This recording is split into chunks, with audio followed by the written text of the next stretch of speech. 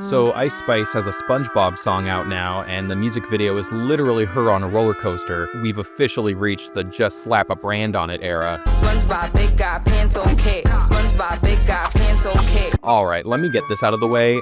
I'm not going to see this movie. I'm just going to be talking about the single and the promo stuff that's dropped, like the roller coaster music video. Marketing is part of the movie experience now, and sometimes the marketing makes you back away from the movie. Here's my gut reaction. The song makes me not particularly excited to see the movie at all. If the soundtrack sounds like it was pulled from somebody's playlist during an in-between set, I don't trust the rest of the movie to have any coherent taste. That's the emotional signal this is giving off. On the is Ice Spice appropriate for kids front, I guess there's nuance.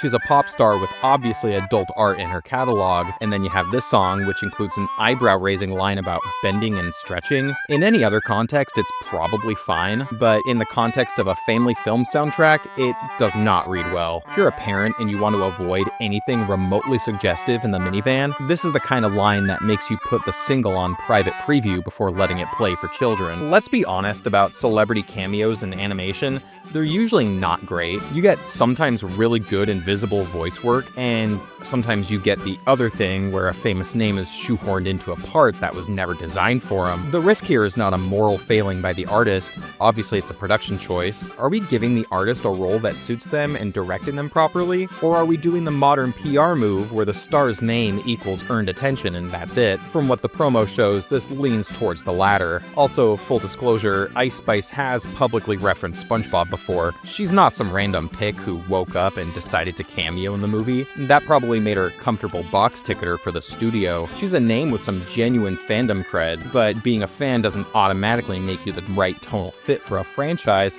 that has a very specific sense of humor. You know, part absurd, part childlike, part weirdo satire. The question is whether the collaboration honors that tone or just uses the IP as a veneer. The song itself, it's a single that feels like it's trying to be two things at once.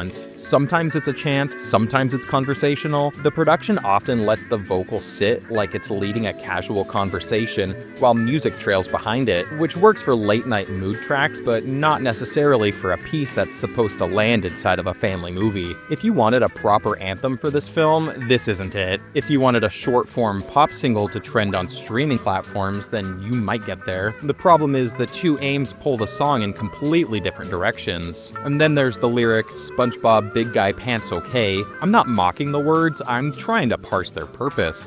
Is it a plot line, a meme, a filler chorus that repeats because repetition is catchy? Late-stage capitalism makes slogans out of everything, and this one feels like a slogan someone brainstormed in like 5 minutes, tested with a focus group of teenagers, and greenlit because it stuck in their heads. I hear people saying Hillenburg is rolling in his grave. I get why people are saying that. It's shorthand for this doesn't feel like the show I grew up with, but that's shorthand. Hillenburg's original show balanced childlike wonder and genuinely weird satire. The worry people have is stewardship. Are the people running the franchise paying attention to what made it work? Or are they just following trends and sponsorship deals? That's a legit question, not just nostalgia hand-wringing. Also, someone pointed out the plot thread about becoming a big guy sounds awfully familiar if you think about the first movie, where SpongeBob had to prove himself or whatever the emotional arc was. Repetition in franchises happens. It's not automatically bad, but if their marketing leans into the same beat without offering a new angle, it feels like they're retreading instead of earning another emotional payoff. One detail that bugged me about the video,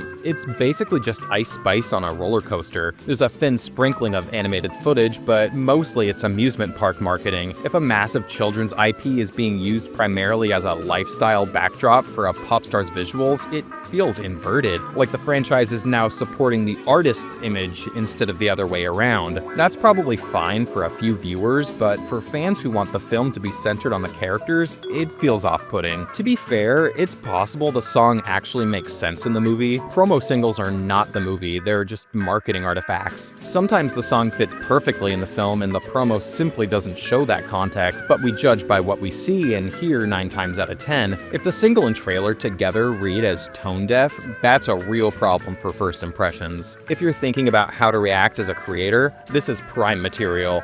You can be the person who roasts the marketing mismatch. You could do a lyrical breakdown, or you can lay out a short history of celebrities and cartoons, you know, the good and the bad. Those videos do well because people like being told whether something is a genuine fit or just a branding exercise. And if you're a parent, here's the practical take. Preview the song before the family car ride. It's not outrage, that's just the modern parenting playbook at this point. If it makes you uncomfortable, you can skip it until you see the movie and see the context it's in. If it doesn't, fine. Either way, you're allowed to protect the vibe in your minivan. Final thought, and this is a little petty but honest, the whole moment smells like a trend-first move. The studio gets headlines, the artist gets a big cameo, and everyone posts the roller coaster visuals. The people who actually care about the franchise's core tone get the short end of the stick. That doesn't mean the movie will be bad, but it means the marketing spent its attention on the wrong chest. If the film backs up the song in a way that changes my mind, I will happily say I was wrong. But until then, I'll be suspicious, mildly annoyed, and keeping my money in my pocket.